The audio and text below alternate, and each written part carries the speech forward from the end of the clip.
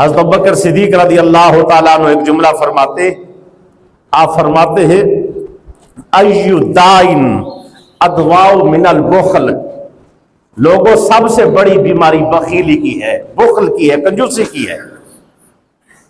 کسی کو کینسر لگے، کسی کو کوئی بیماری بھی لگے، کہا سب سے بڑی بیماری اگر کوئی ہے تو وہ کنجوسی اور بخیلی ہے، زکوٰۃ نہ دینا ہے۔ اس سے بڑی بیماری سیدنا صدیق اکبر کہتے میں نے نہیں دیکھی، اور آپ کا فرمان بخاری میں موجود ہے، فرمایا ہے کہ اللہ کے جب آپ خلیفہ بنے تو جو زکوٰۃ نہیں دے رہے تھے آپ ان کے خلاف اعلان جہاد کیا، میں ان کے خلاف جہاد کروں گا۔ کن کے؟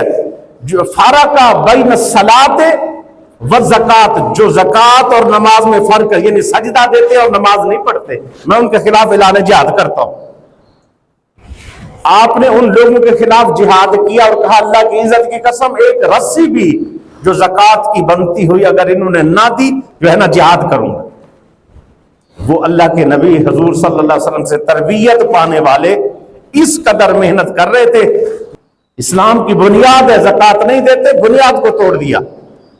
حضور اکرم علیہ الصلوۃ والسلام نے فرمایا، راوی ہے حضرت عبداللہ ابن مسعود، فرمایا وَمَن لَّمْ يُزَكِّ فَلَا صَلَاةَ لَهُ، جس بندے نے زکوٰۃ نہیں دی اس کی نماز نہیں ہوتی۔